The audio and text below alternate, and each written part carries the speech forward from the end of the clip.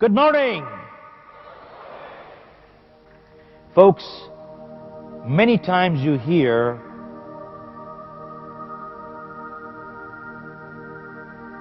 discipline takes away freedom. Have you heard that? Yes, no. How many believe it's true? Not true at all. Folks, discipline actually gives you freedom.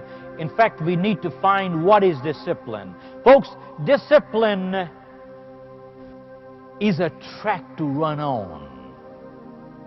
Many times people say, I want to be free. You take the train off the track, it is free, but where does it go?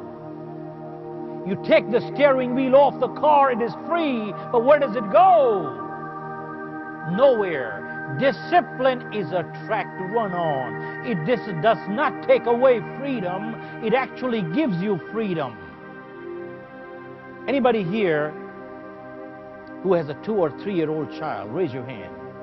2 or 3-year-old child. Ma'am, 3-year-old, 2-year-old? Yeah. Does your child love chocolates, ma'am? Yeah? And if you took a nice big box of chocolate, would your child love it, ma'am? Yeah?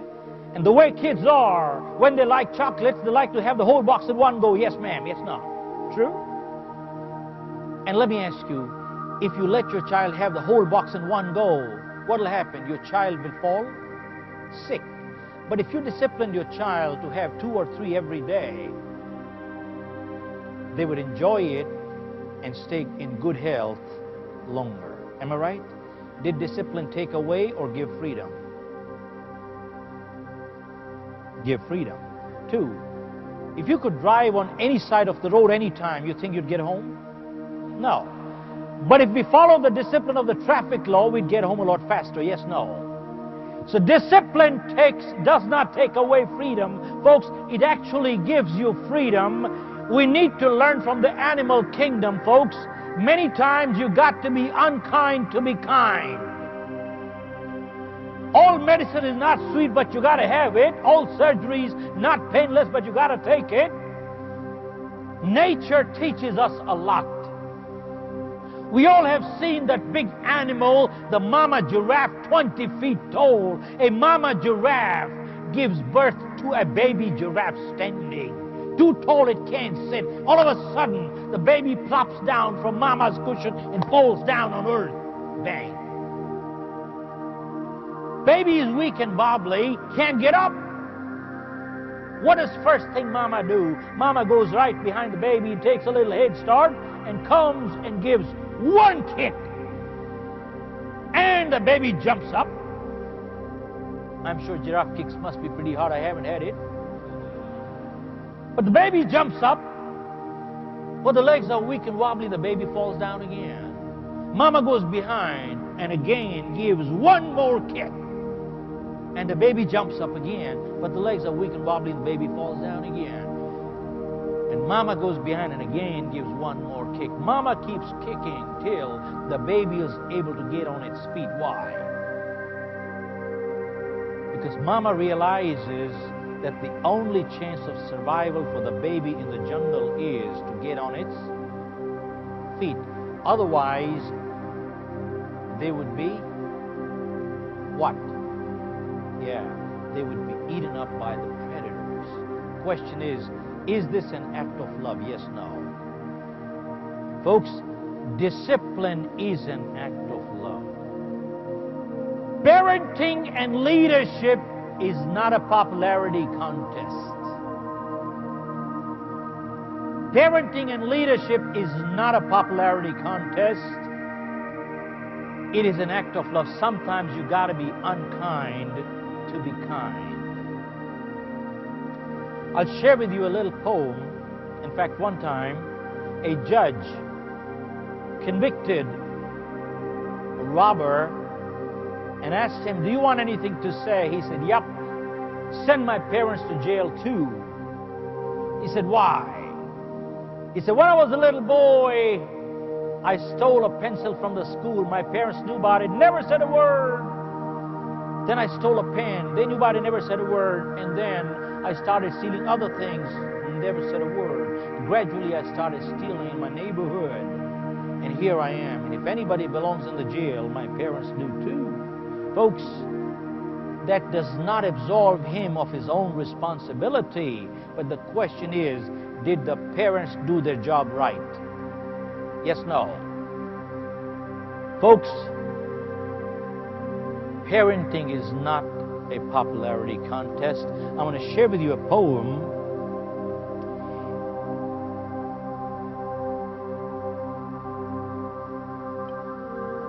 I came across, and I don't know again who the author is, but let me share. A parent says, when my children are old enough to understand the logic that motivates a parent, I will tell them, I loved you enough. I loved you enough to ask you where you were going, with whom, and what time would you be back home. I loved you enough to make you take a chocolate back to the drugstore, even with a bite in it, and tell the storekeeper, I stole it yesterday. I am here to pay for it today. I loved you enough to let you save your own money to buy a bicycle, even though I could afford to buy you one. I loved you enough to stand over you for 2 hours to get your room cleaned, an act that would have taken me only 15 minutes. I loved you enough to let you see tears, anger, and disappointment in my eyes. Children must learn parents are not perfect either. Do you know of any perfect set of parents, folks? There are none in this world. I loved you enough to let you accept responsibilities for your actions, even though the penalties were so harsh that they broke my heart. But most of all, I loved you enough to say no. And I knew you would hate me for it, but those were the most difficult battles of all. I am glad I won them, because in the end, you won them too. Because in the end, you won them too. Folks, parenting is not a popularity contest at all. Sometimes you got to be unkind to be kind. Folks, going back a few years ago, I read an article in the United States, and it said, we people. You know what we people means? Not Mr. We. We people over 50, I am over 50.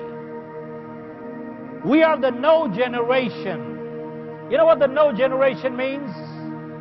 When we asked our parents, can I buy this? They said no. Can I go to the movies? No. Can I go to the restaurant? No. And when they said no, they meant no. And from the eyes you could tell, you better not ask again. Could you relate to that? Yes, no? Yeah. He says, we're the no generation. He said, our kids are the yes generation. Anytime they come and ask you, can I buy this? Of course. Can I go to the movie? Oh, yeah. Can I go to the restaurant? Of course. And if perchance you ever said no, they say, why? And now you explain the why. Then they again ask you why. You explain the second why, they again say why. And now the third why, the fourth why, and the fifth why. Why does the sun come out of the east? I don't know why.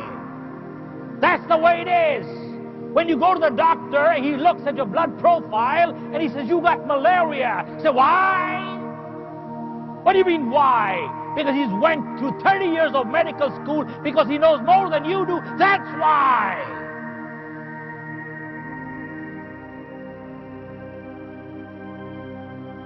Folks, let me ask you a question.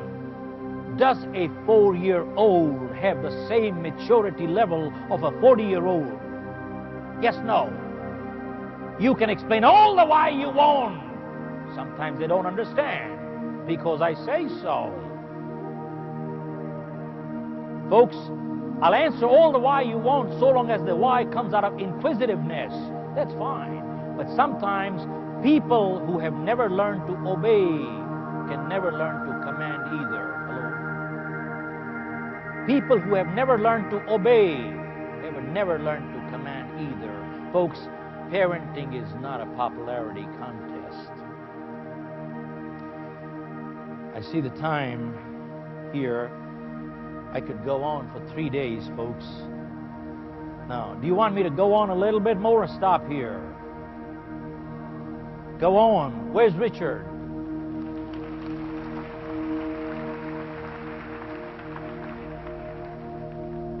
Richard has to cut short the lunch break, my friend. Folks, I'm just going to wind up quickly here. A couple of things I just want to share. Many times you hear people saying, I just don't have enough time. Time flies. Time comes and goes. Folks, it is flying right now. Time just comes and goes away. There's not enough time to do anything. Have you heard that? Yes, no? Yeah? Funny part is, how many believe it's true? Raise your hand. Raise your hand, folks. Time comes and goes away. Raise your hand. Not true at all. Folks, time does not come and go away at all. Time is eternity. Time is standing still. We come and go away. We come and go away. You see, yesterday is history. Tomorrow is mystery. Today is a gift. That is why they call it a present. That is why they call it a present. Someone asked the medical doctor, how did you pick your field? He said, going back 50 years, I used to live on a farm, and I was 10 years old, and I had a little brother, 6-year-old, who fell sick and sick real bad. And he said, we had a family friend who was a medical doctor, so our parents called him, and he stayed overnight because that was a crucial night. And all night the doctor kept struggling with the kid. And next day morning the doors opened, and the parents walked in, and they asked the doctor, is our kid going to live? And the doctor said, not only is your kid going to live, but he's going to live a good life. And he said, the moment the doctor finished the last words, I saw a smile of relief come on my parents' faces. And he said, I was 10 years old. And he said, the moment I saw the smile of relief on my parents' faces, that's the time I made up my mind. I will be a medical doctor who puts smiles on people's faces. Folks, when you go into a profession with service in mind, money comes so fast you can't even count. But when you go into a profession only to make a buck and not to serve, it does not come. And if it does, it is short-lived. And if it is not short-lived, it gets you no goodwill anyway. And if you got all the money in the world and no goodwill, is it worth having? Yes, no. And folks, the other day I heard a speaker saying that there was a study conducted on lottery millionaires, and they said within 2 to 5 years, close to 90% of lottery millionaires were broke back again. Isn't that sad? So what business are you in, sir? You are not in the sales business. You are in the business of putting smiles on people's faces. So am I, so are you. Everybody is in the same business of putting smiles on people's faces. Folks, let me ask you a question. If everybody in your organization started realizing this little philosophy that we are in the business of putting smiles on people's faces, what would happen to productivity? What would happen to productivity, folks? Go up. But isn't that what we want? Yes, no. Folks, when a person says, I am good because I don't steal, cheat, lie, that's not true. If they don't cheat, it only means you're not a cheat, but that does not make a person good.